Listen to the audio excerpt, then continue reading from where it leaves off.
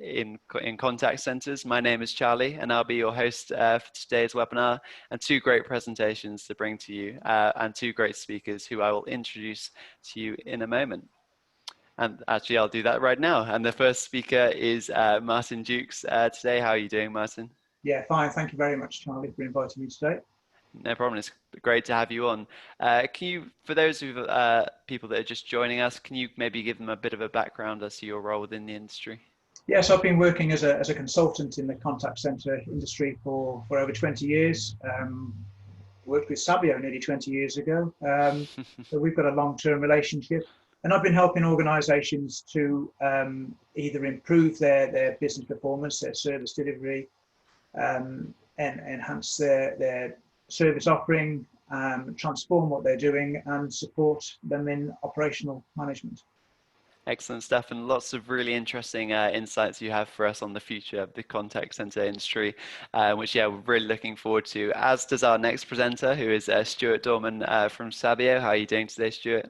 Great, thanks Charlie, very good, great to be here, thank you. Excellent. And for everybody, again, who's just joining us, can you give us a little bit more background into kind of your role at Sabio and within the industry?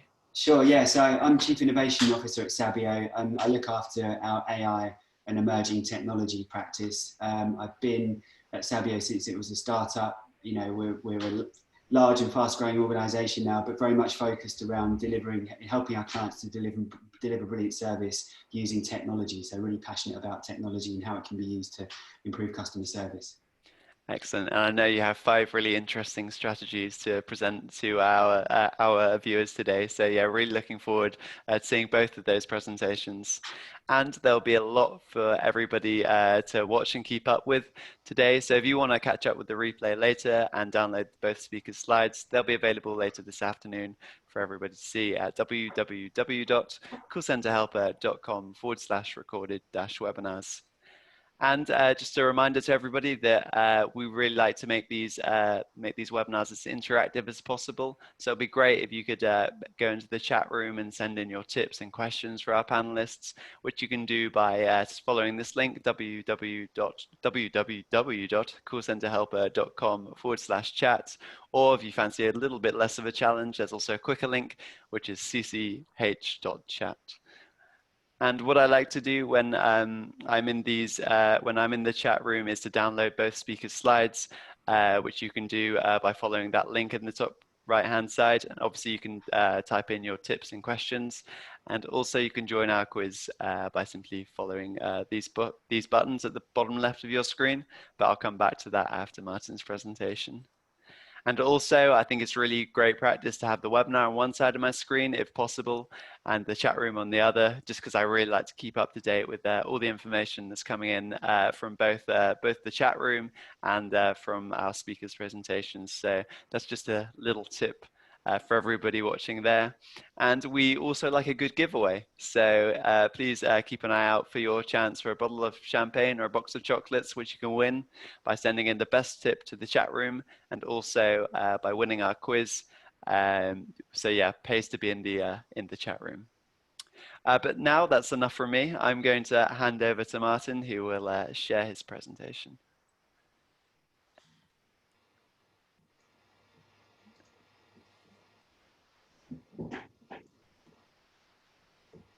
Excellent.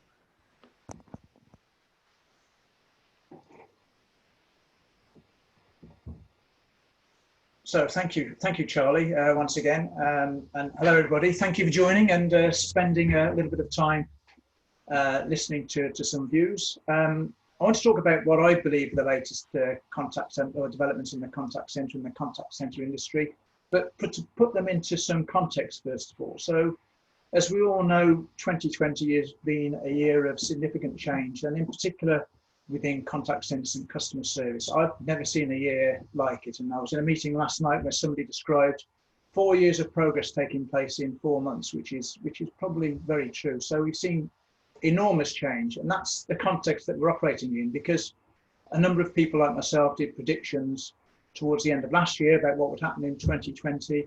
And none of us got them, none of us predicted COVID-19 or the implications it would have at all. So really interesting times. And what we've seen in that area is is some really significant changes. So we've seen, you know, office closures, we've seen technology really come to the forefront to support those office closures and some virtual working. So some real changes in service delivery and the way that service is delivered, which in itself has developed a sort of a change in culture, both for customers and for users and advisors themselves, and a new customer experience for many. So enormous change. And one of the challenges I'd like to, and if anybody would like to sort of go in the chat room and make any comments to this, I've struggled to think of any organisation that hasn't been impacted by COVID-19. So I'd be interested if anybody has any views of and can make a different, make me think differently around that.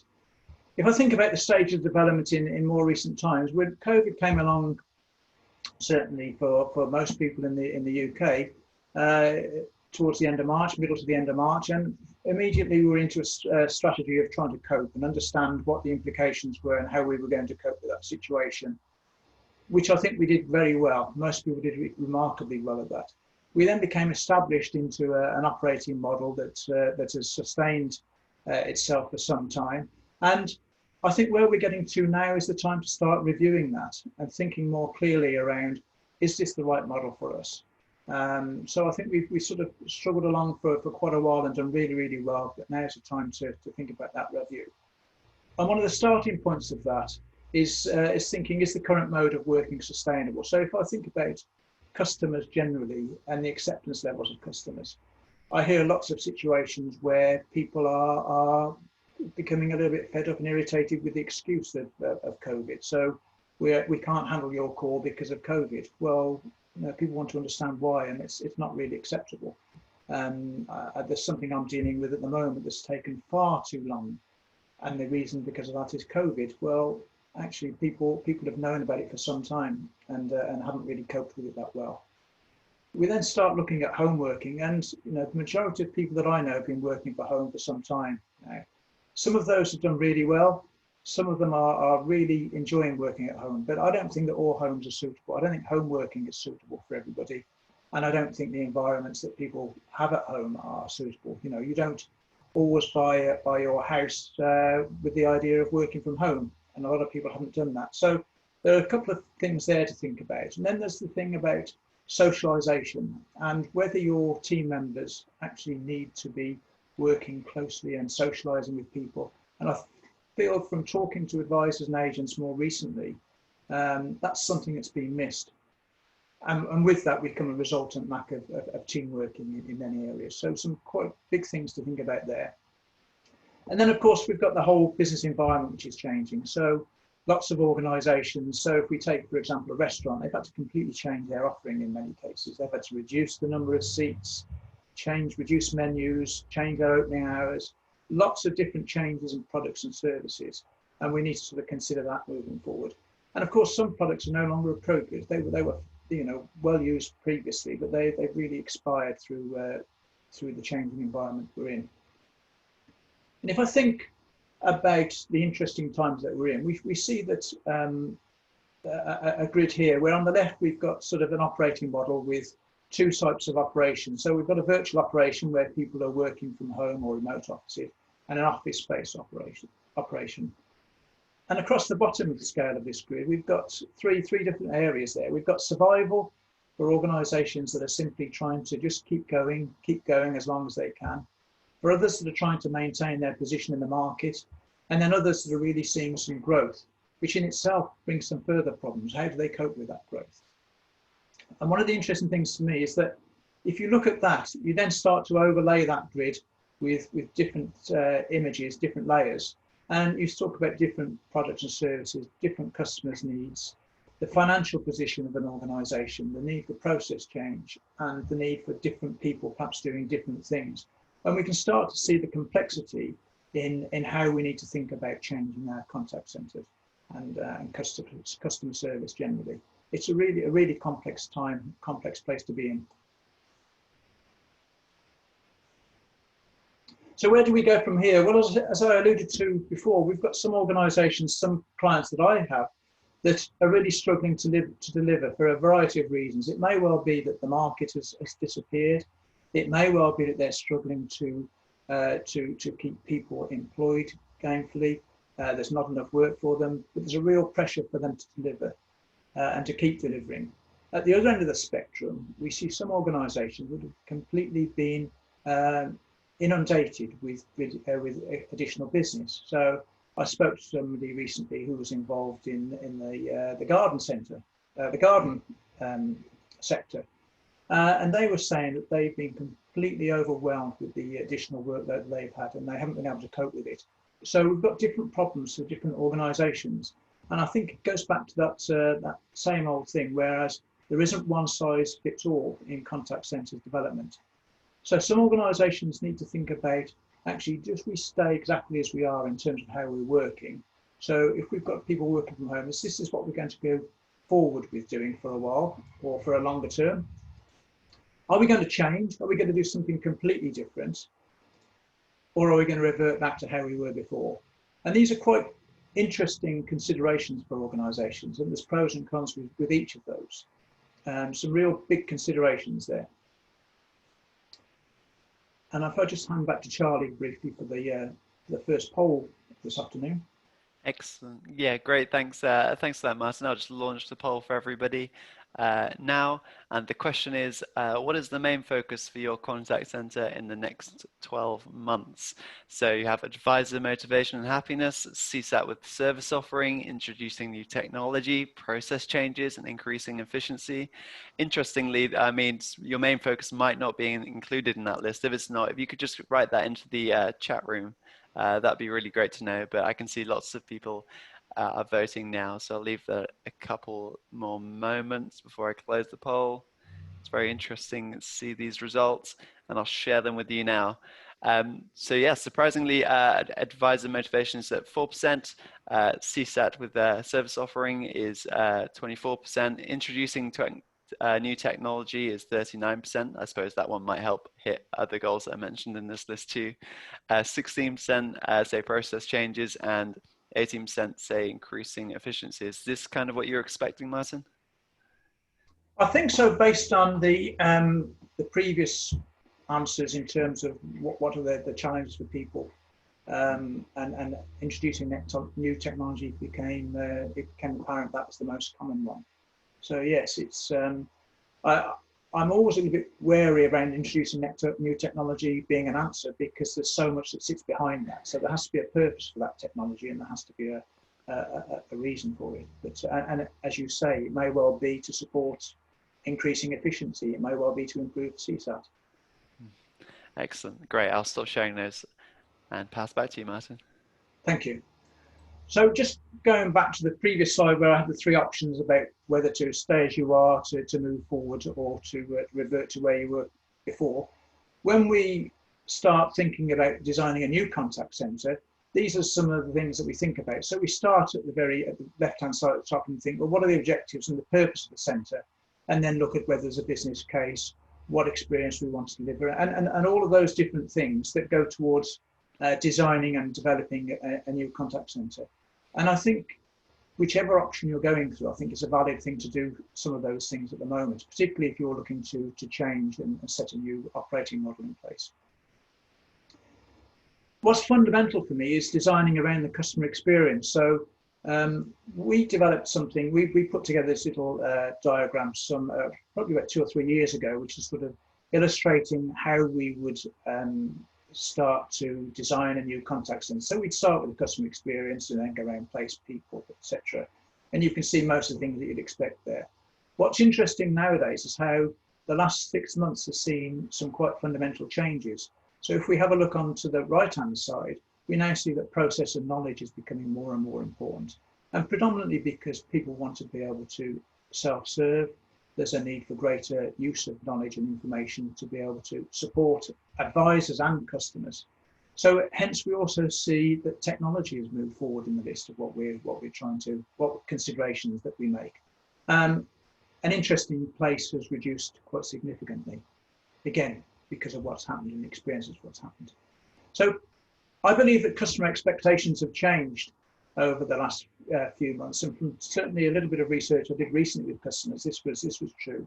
So customers are doing things differently now. So there's a real increase in online shopping.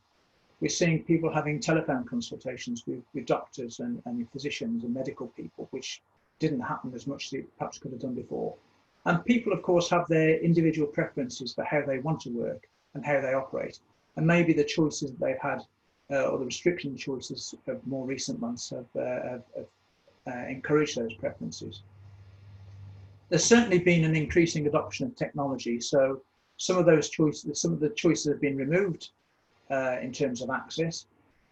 You could argue there's been a forced channel shift, and particularly if we look at a lot of retail and a lot of financial services, the face-to-face services that you're getting are no longer as freely available as they used to be. Self-service has increased. And I think one of the most personal views for me is that I would never have considered my 80-year-old mother being involved in using video and looking at the rest of the family and having a conversation before. But COVID has meant that she's learned how to do that, or been supported in doing that. And now she uses that regularly to maintain contact with the family. And maybe she will start to interact with organisations that she's a customer of in the future using video. In terms of looking at the experience that customers have had, well, I think it's been mixed. For some, it's been excellent. Some people have seen a real benefit in the way things have changed, but not for everybody.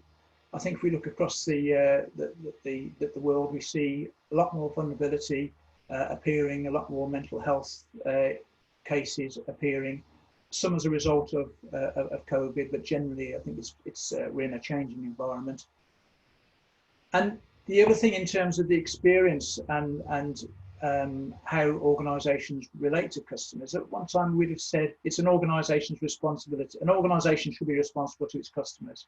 Well, actually, that's starting to change a little bit, particularly as organisations become, or some become a little bit more fragile in terms of their financial position through recent changes.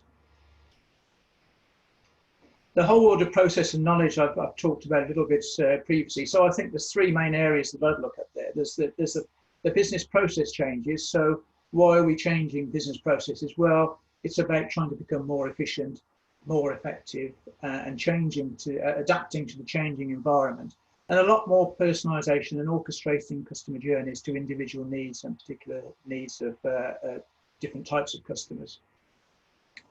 Looking at using technology to share knowledge, and I think I've alluded to this a little bit earlier in terms of providing a central source of knowledge that's consistent for both advisors and customers, so that we get to use the same information in multiple ways. And then, of course, we've got operational process change. So with people working in different locations, the challenges of performance management, the challenges of quality management, we've had to make some changes to how we're working. And I think whichever way we decide to move, whether it's stay, change, or revert, we need to consider those operational processes and look to see if they're fit for purpose. Sorry. Technology, I've talked a little bit about technology. I don't want to talk about it too much, but I think it's fair to say that we're using different technology now to what we have previously done. So there's a lot more artificial intelligence, chatbots, virtual assistants, self-service, and organisations that I'm working with are all interested in this technology and using it for the right reasons. However, for many of them, they've started projects or they've started developments, and then COVID has come along. But they're in a situation now, well, do they carry on, or do they delay things? Do they stop, or do they push forward? So there's quite a few considerations there. And I think, again, it depends on an organisation's particular development programme and how they're looking to change and their future vision. But technology certainly has a field to a real place in the future. People are I've always talked about people being the main differentiator in customer service. So I think we've seen lots of discussions around how do we look after people.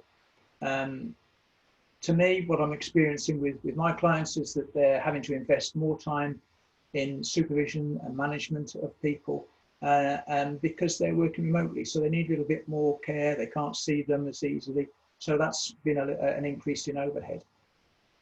Customers are not always being reasonable, not always being positive. So I think it's fair to say that I've seen some examples of where advisors and anybody in customer services having a difficult time in dealing with the frustrations of customers and the situation that they find themselves in. So it's really important to look at the well-being of our people, both from a mental and a physical perspective. So going back to the home working and the thought of an advisor working on an ironing board is quite a frightening one, but I'm sure it's happening somewhere.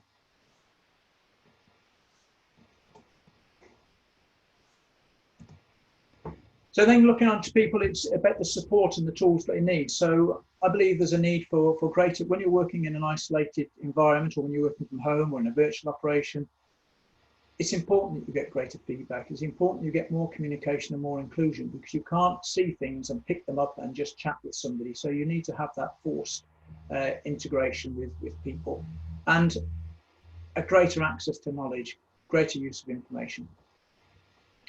And the skills that people will need in the future, they will change as well. So particularly at the moment, I believe there's a real opportunity for empathic organisations to forge ahead and really work with their customers in helping them to get through these difficult times.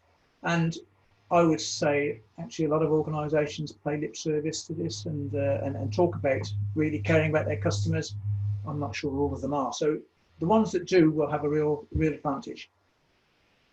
And I think, you know, we talk about people, and I think Stuart talked about it a little bit earlier. It's about having access to knowledge so that they can use that knowledge and develop solutions rather than trying to fix everything in all the detail. It's about knowing where to go to find the answers. We've seen a lot of offices closing, office consolidation. I've seen particular examples where offices are reducing. But I would add that actually the financial decisions to close an office are normally straightforward, but they don't always consider the full picture. So we don't need to have this office. We manage without this office. Let's close it. Let's move out. Let's relocate. Have everybody working from home. We can save a lot of money. But actually, I think that for contact centres, not all of them are great at working from home. It's not, you know, work from home is great, really good, but it's not for everybody. It's not suitable for everybody. An organisation needs to think carefully about how their operation is going to work, and think around agile working and hot desking. So then when they come to their office and accommodation strategies, they can incorporate that rather than just having a straightforward, let's close this and move on.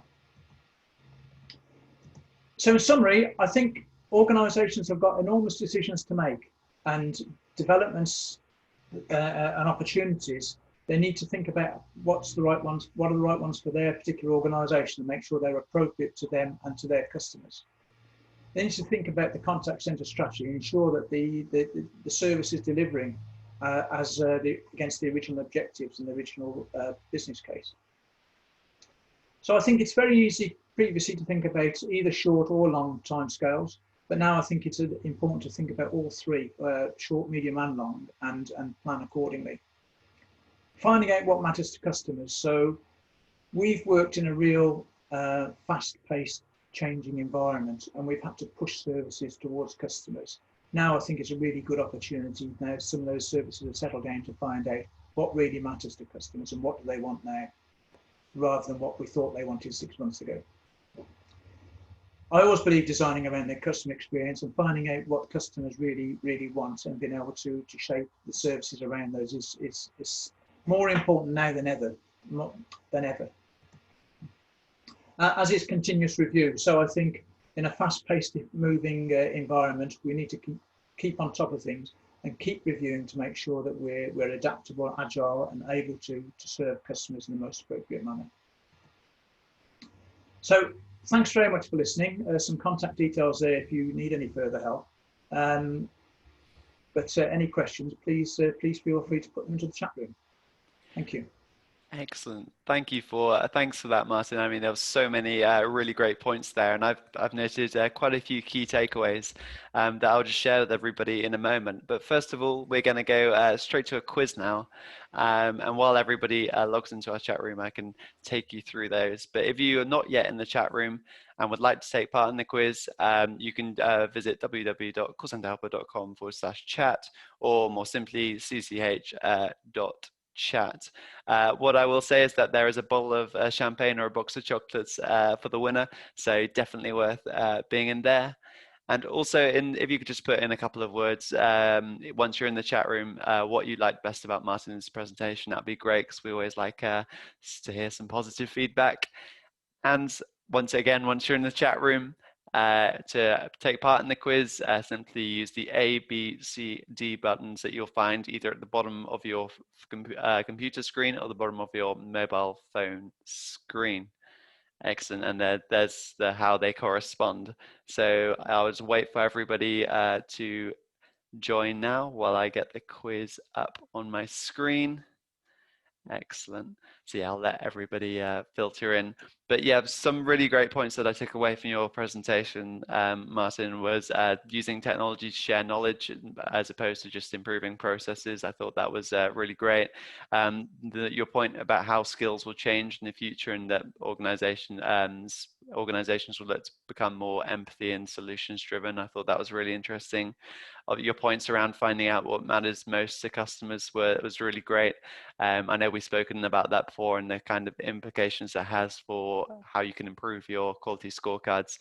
So I think that's really great. And also, there was a really great slide, which unfortunately, because obviously you were constrained by time, you had to kind of flick through. But I'd really encourage everybody to look through your slides, where the slide where Martin was talking about reevaluating your contact center strategy. There was some really great stuff in there. So if download this place later, but I will stop talking now and let everybody take part in the quiz. So let's go. The first question. And this one is simple: true or false? Over half of staff would like to be working in a hybrid model in 6 months' time. Is it A, true, or B, false? Be an interesting one. See what people go for. I guess every contact center will be different, but be interesting to see the replies here. I'll give everybody a couple more moments to put in their responses before I go to the next one. I'm going to press it. Excellent. Not much time to think there, but I can see most people put that as true, which is great, which is correct. And this actually came from recruitment company Hayes in a report that also revealed that less than a quarter wish to be fully based in the workplace in the future. I think that's a very interesting point that links well with Martin's presentation. So second question, according to contact center professionals, which of the following is the biggest barrier in holding back digital experiences? Is it A, integrating departments, B, integrating people, C, integrating processes, or D, integrating systems? This stat actually came from last year's 2019 annual report from Call Center Helper on what call centers are doing right now, which I'm currently in the middle of writing a 2020 edition with some interesting results. So look out for that one. Slight plug for my survey there. Excellent, and most people getting that one right. Again, great start to this quiz for a lot of you. Yeah, and again, this came from Call Center Helper research, with 56.7% have not integrated their contact center systems, which damages their digital customer experience more so than other common problems. I think it'll be interesting to hear Stuart's thoughts on the digital customer experience later. Excellent. We see Dan is in the lead. We're halfway through. And the next question is, what percentage of frontline employees clearly understand the connection between their roles and corporate priorities? Is it A, 16%, B, 36%, C, 56%, or D, 76%? Lots of 6% in there. Excellent. Give everybody a couple more moments to answer that one. I think this is a bit trickier, this one, but let's take a look at the results. Yes, so 9 people were getting that one right, but I think most people were at the right end of that scale. And this is according to Harvard Business Review, where only 16% of frontline employees can link their role to corporate priorities, despite some contact centers aiming to align their center with organizational goals. And I think top marks for anybody that is doing that. And Dave is at the top with 1 question left. Who will win the bottle of champagne or box of chocolates? And it comes down to this question: which famous entrepreneur once said, "Design is not just what it looks like and feels like. Design is how it works"? Was it A, Ariana Huffington, B, Bill Gates, C, Richard Branson, or D, Steve Jobs? these quote ones are always quite difficult too. But yeah, I'll give everybody a couple more moments. And let's see what everybody said. And yeah, most people getting that one right too. It's very, very great to see. And yeah, another famous Steve Jobs quote is, simple can be harder than complex. You have to work hard to get your thinking clean and to make it simple. Excellent. And Dave was the winner of that quiz. So congratulations, Dave. We have a bottle of chocolates, a bottle of champagne, or a box of chocolates ready for you after the webinar today. If I can escape from the screen. There we go. Excellent. Yeah, so thanks everybody for taking part in the quiz. And now we move on to top tips and questions. Let's hear what you've been saying in the chat room. And the first one is a question, and that is, do you feel COVID will help in turning the corner in viewing call centers as revenue centers instead of cost centers? It's quite an interesting one. It kind of links to your presentation, Martin. I don't know what your thoughts are on that one.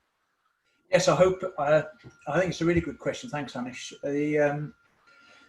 We've been talking about trying to convert call centres into revenue centres for a long time, but I do think that COVID has really been a catalyst for a different mindset. And I think a lot of organisations have started to appreciate the role that a frontline service can play in the whole of that company's success. So yes, I do. I think it will help in the right organisation. Yeah, I think the right organization point was a very important one there. I think a lot of this COVID situation will have polarized a lot of people's thinking on this anyway. But yeah, great question. And we also have a tip now from Arnish, who says, the more time we can spend agents on empathy, the better it will match your brand promise too. I think that's a very nice point and links well with Martin's points on empathy in the presentation.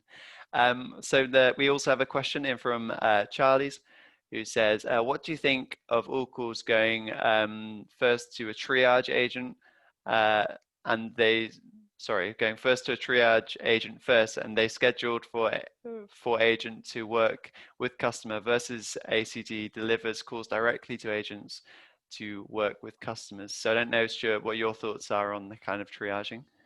Yeah, I think this is a really interesting point, and really this is absolutely, square in the middle of the role that we see virtual agents and AI playing today.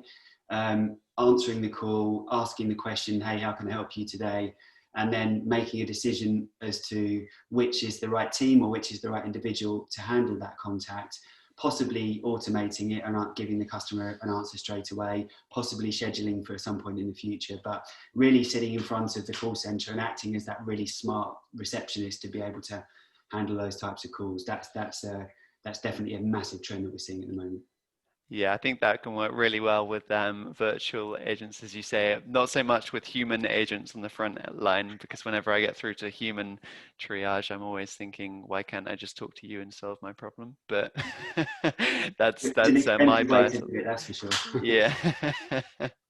Yeah, that was my obnoxious customer face on there. But we have another opinion this time that's sent in from Simon, who says, our focus is multifaceted, but broadly bringing outsourced contact centers in-house, introducing new tech and improving CSAT. I think that's quite an interesting set of aims for the future. Good to see some good aims in there. And we have a question sent in by Laura, another one on the pandemic, and that is, are companies surveying their customers more during this pandemic? I don't know if either of you have heard anything about this. I've heard of some organisations that are surveying less because they're so focused on being able to deliver that service that they haven't got the resource available to either do the surveys or to analyse the results. Yeah, that's quite an interesting situation. Yeah, I've actually heard similar but a lot of brands, instead of surveying so much, are actually switching to speech analytics and looking for drawing kind of insights in a less kind of spammy way can think of the right word there. Are you seeing a lot more organizations switch to speech analytics, Stuart? Yeah, again, that's another big trend. I mean, to this point here, I think we're seeing more people looking internally as much as externally and actually worrying about the welfare of their employees and serving staff more to make sure that they're okay working at home. So I think that's really encouraging.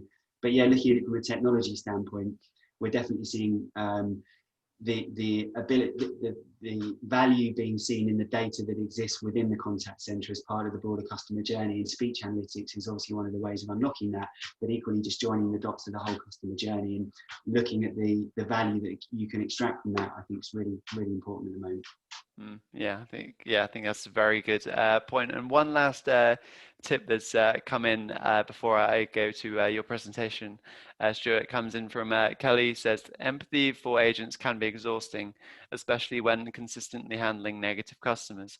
Rational compassion should be more widely adopted as it allows the agent to connect with the customer but not take on their customer's emotions. I think that's a very interesting point. And I guess, Martin, that links to your point on looking after agent well-being in this time as well, and how brands need to think about that. Yeah, I think so. It's a real pressure at the moment, and it's become more severe. The concern for agents and advisors during the recent issues that some have faced. Yeah, I think that's a really great tip from Kelly, and I think it's a good one to end that section on. But before we actually go into Stuart's presentation, I do have a quick poll for everybody, and it would be great if I could get everyone's thoughts on this. And I'll just launch this one for everybody. And this poll question asks, on a scale of 1 to 5, how closely is your contact center involved in digital transformation? So is it 5, we are an integral part; 4, we are closely involved and consulted; 3, we are sometimes involved and consulted; 2, we are informed during the rollout or after; or 1, we're not involved or consulted. I can see lots of answers coming in here. Stuart, what are you expecting here? See?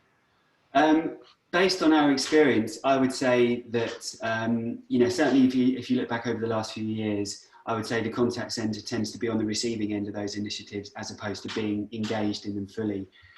We are starting to see that change, and that's encouraging, but historically I think the disconnect's been there, and I think it really does need to come together.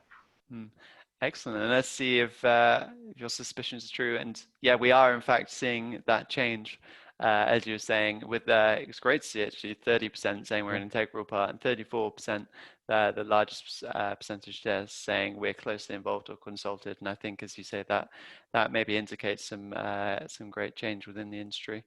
And I think that's a great position. Time for me to stop sharing my slides and let you share your presentation, Stuart. Thank you very much. Let me just quickly share my screen.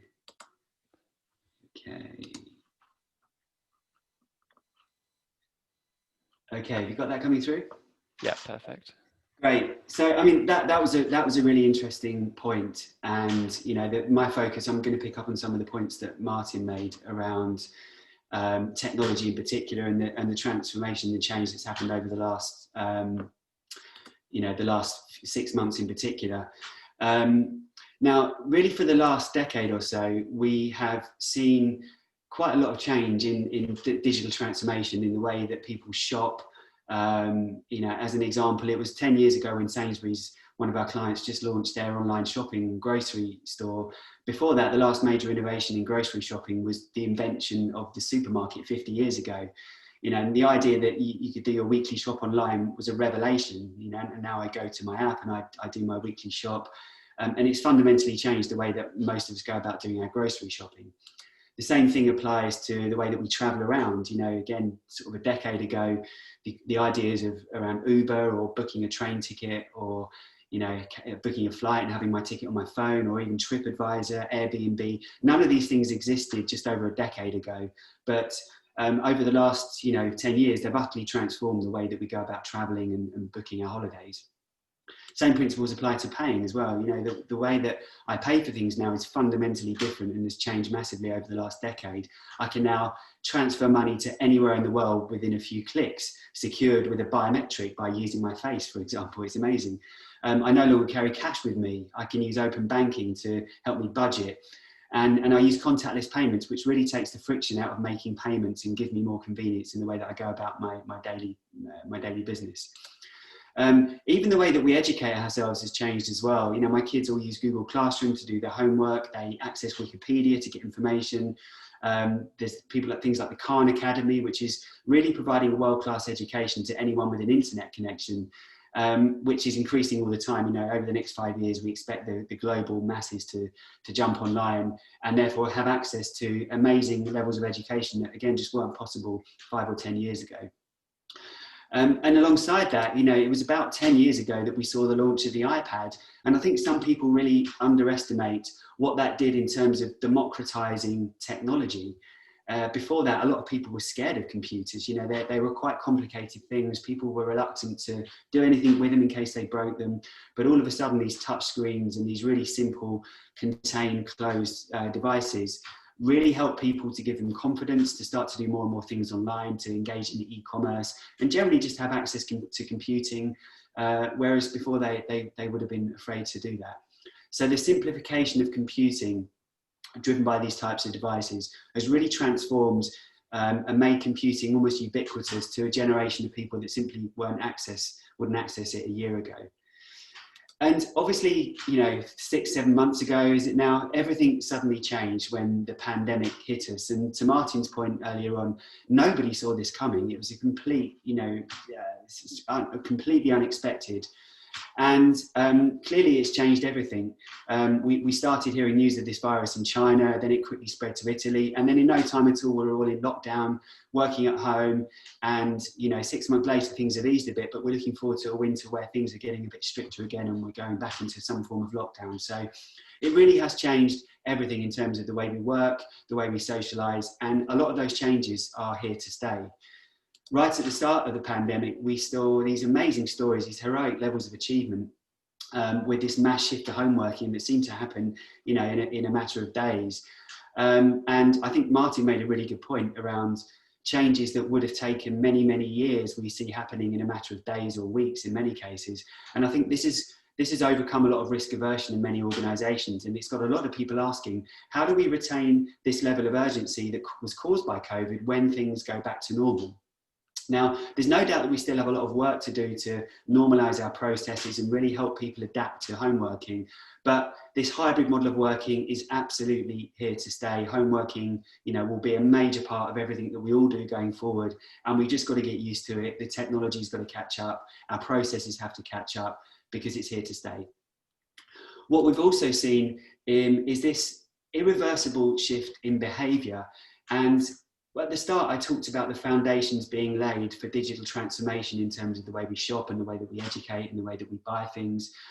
And really that was available to, you know, early adopters and people that were embracing technology, but there still remained a cohort of our customers that were still wanting to go to the bank to pay that check-in, or perhaps they'd still pick up the phone and speak to the call centre as opposed to trying to solve their problem online. Now those people have really been forced to change their behaviour. They've been forced to communicate with their kids and their grandkids using FaceTime. They've been forced to do their shopping online. They've been forced to go and do their banking online. And even when they go out now, they're being forced to, you know, use contactless payments as opposed to carrying cash with them. So this forced digital behaviour has really happened, and that's really transformed and made, you know, digital engagement available to a much bigger cohort of people. And I always think of it a bit like the classic technology adoption curve, where you've got your innovators and your early adopters and your early majority of people. Like myself, you know, I put myself in that camp. As soon as an app comes out for a company that I engage with, I'll download the app, I'll try it out, I'll try their chatbot, I'll always go online and try and solve my problems.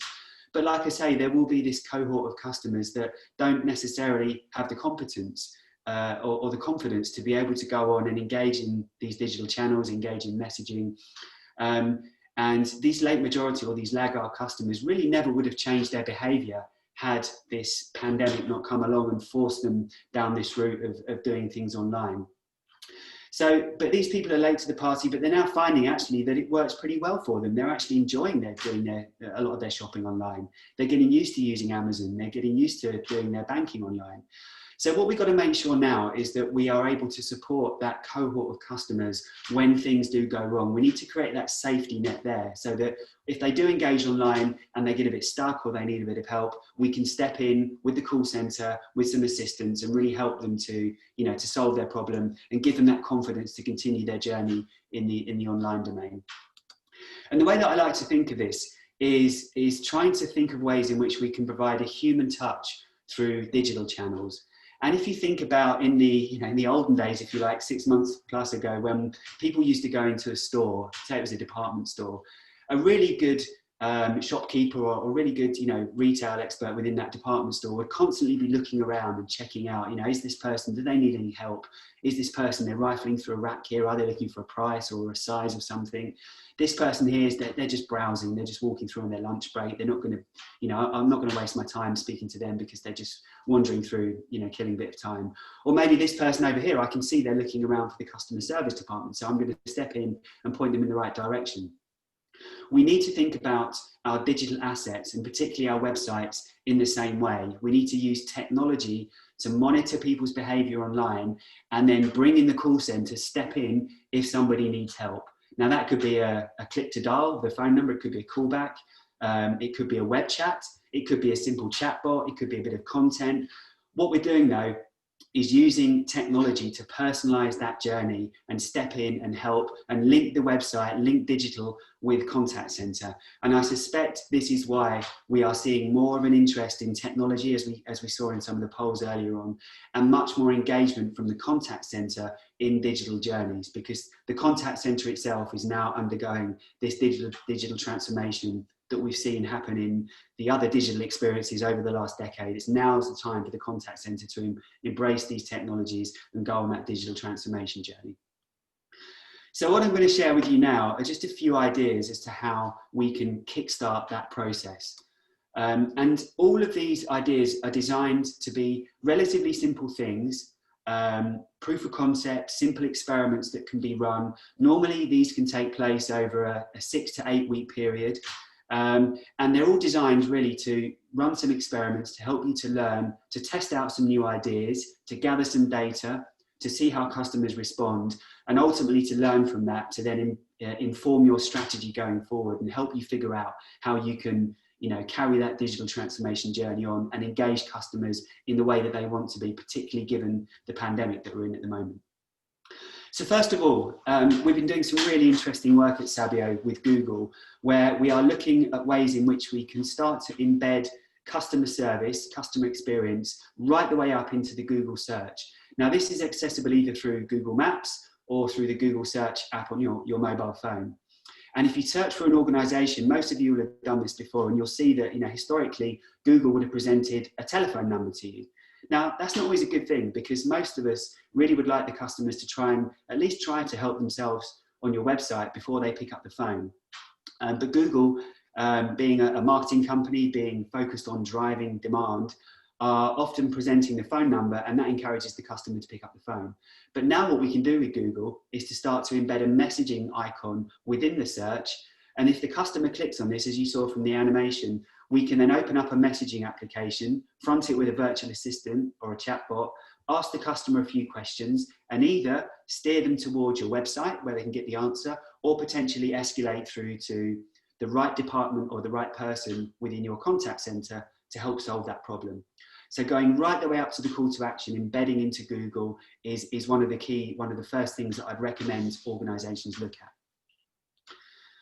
The second thing, and we talked about this very briefly just now, was looking at ways in which you can start to measure the demand that comes and hits your call center from your website. Now, most people that I've come across will be using technologies like Adobe or maybe Google Analytics, and they'll have a pretty clear picture of how many people are visiting their website. But where the data is missing is then understanding how many of those people then escalate into the call center, either by picking up the phone or engaging in a web chat. It's a really big missing data point that most organizations don't have visibility of. So the first thing that I would suggest you do, and we have a product or a solution that we call Digital Insight, which allows us to deploy either a dynamic phone number or a callback on a website, which allows us to track precisely how many customers filter from the website into the call center. And if you know this information, you can then start to figure out, okay, well, which pages are causing the most demand to be created? Maybe it's a bit of a a faulty FAQ or a bit of knowledge that's not performing as it should do.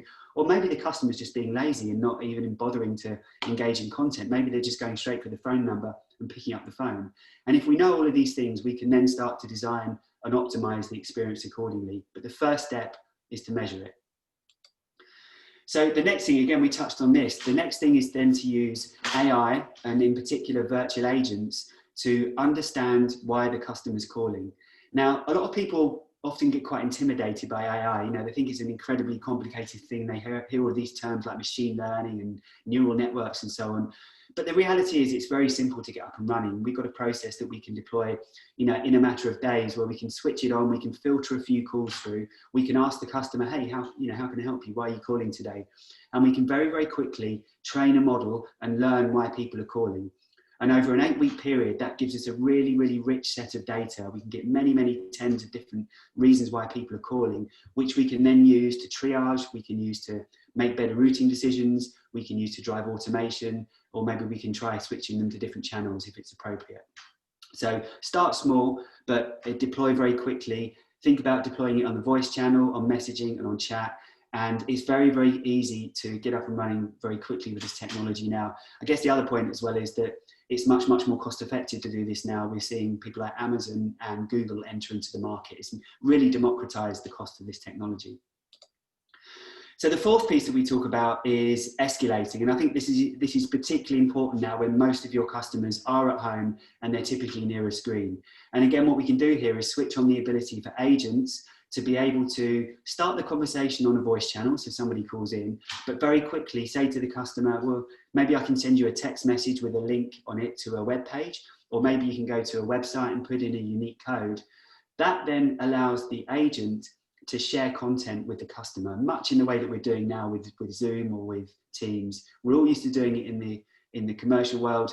Our agents should be able to do it with their customers. And we found this can have a massive impact in terms of improving the level of communications, increasing upsell. You know, it's much, much easier for an agent to explain a complex solution or a complex inquiry by sharing a bit of visual content to the customer alongside what they're trying to explain. It really does help to deliver a better service. So, and again, this is something we can switch on very quickly, very easily, and test out whether it works for your environment.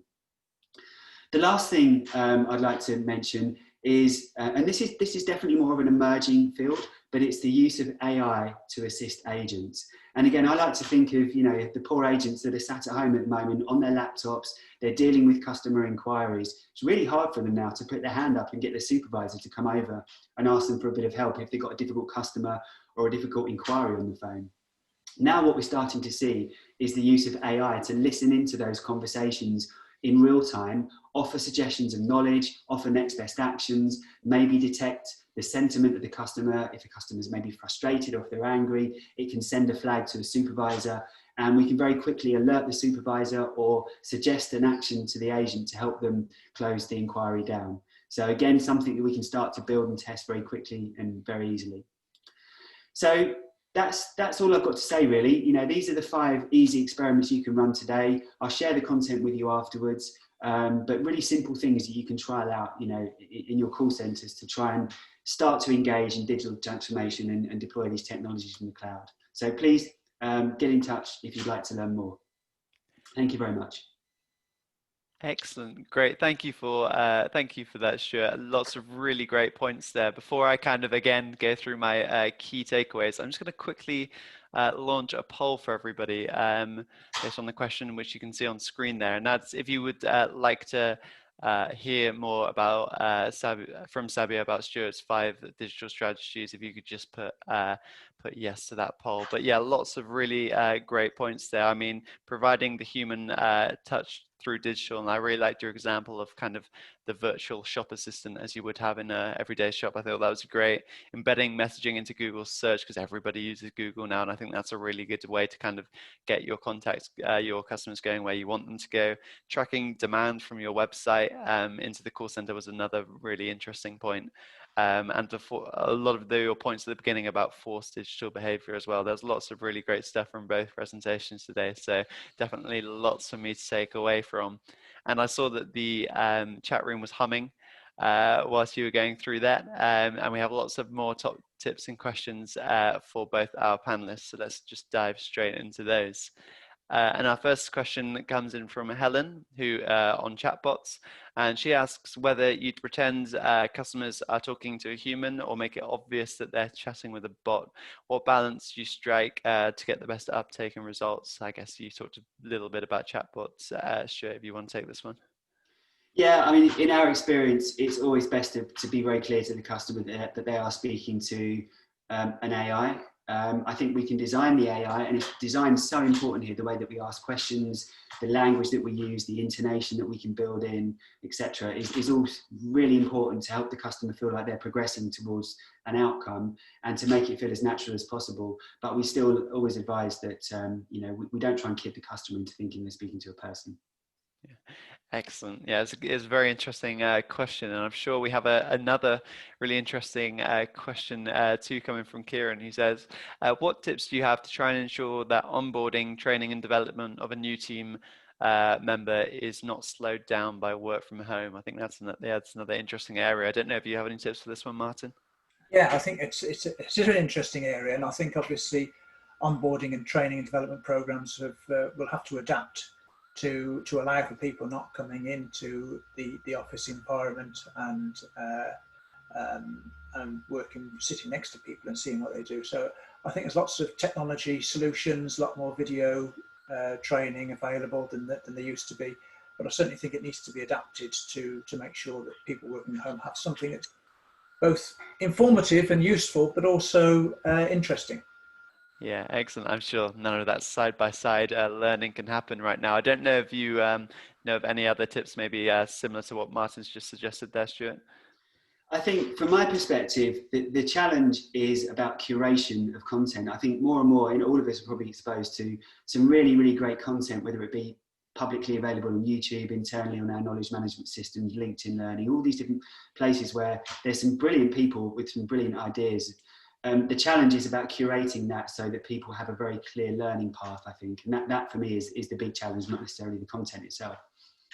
Yeah, I think that's a very interesting idea of kind of creating new content. I know one contact center that was strength spotting, looking for advisors' strengths and asking them to kind of present online presentations that all staff could use. And I think it's one of many interesting ideas on that topic. And yeah, very interesting question there from Kieran. And another question now from Deborah also is the turnover of agents higher in the pandemic? I don't know if either of you have seen any of this. I don't know, Martin, have you seen this? I've seen extremes of yes and no in this. I've seen some extremes where people are really grateful to have a job and an income.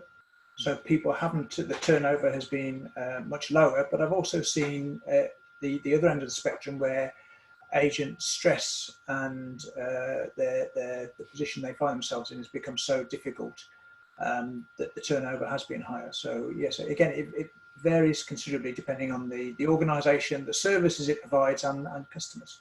Yeah, I think it's a very interesting topic, and it'll be interesting to see. I know a lot of contact centers were struggling with their recruitment pools before the pandemic, so it'll be interesting to see how that's affected that generally. We have a tip now in from Gurav, who says the majority of contact center agents are working on unexciting and monotonous tickets like password resets and how-to queries. Contact centers should see COVID-19 as an opportunity to shift left these easy targets through automation, self-help, and user adoption strategies. This will not only improve user experience, but it also help the right growth of contact center agents. I'm sure you go along with this one, Stuart. Yeah, 100%. I mean, in our experience, 30% of calls, according to some research, were people just calling to check things that they already knew. And equally, I think a lot of calls are very just low value transactional inquiries, which could be solved pretty much straight away without necessarily needing to bother a really highly valued agent to do that. So I think there's a huge opportunity, to right size, to shift left. I think, well, I really like that term, to shift left and automate some of those really basic things, and allow agents to do what they're brilliant at, which is focus on delivering great customer service and solving those really complex inquiries. Yeah, I think that's a really interesting point. I think it links well to a point that Martin made in his presentation about how the skill set of the future advisor will change once automation and self-service is taking up more of these contacts. Yes, a very interesting tip there from Gaurav. And one final tip now in from Alexander is that working from home does not necessarily mean social isolation. Offer online meetings for socializing, to share digital coffee and chit chat. I think that's a nice place to end it for today. But if you could, in the chat room, just leave us in 1 or 2 words, what did you like best about the webinar? Again, we'd really like to hear your feedback. Yes, it'd be great if you could do that. We also have time for our winning tip, and the bottle of champagne or box of chocolates will be going to Brittany, who says, working from home isn't for everyone. Some individuals require that social interaction. I think it would be great to offer employees to work on site some days and off site some days, some other days, to balance our new norm. I think that's nice, and I think it links well to the points today made about the future of hybrid working very well. So again, also we have another opportunity for us to grab some feedback. If you could just fill in the post-webinar survey when you come off the webinar, that would be great. It's only 4 questions long, but yeah, it would be really great to hear your thoughts. And once again, you can watch the replay and the slides by going to www.callcenterhelper.com/recorded-webinars. That'll be available this afternoon, and yeah, really great place to catch up on everything that you've heard today. We have more webinars in the future, so look over those on our registration page. But now it's just my last chance to thank both of our speakers for joining us today. So thanks, Martin, for being part of today's webinar. Thank you very much, Charlie. And once again, thanks for giving me the opportunity to talk. Excellent. And thanks to you, Stuart. Likewise, really great to be here. Thank you. Excellent. Great. 2 great presentations there, and I hope everybody enjoyed it. And hopefully we'll see you back in 2 weeks' time. Thank you, and bye for now.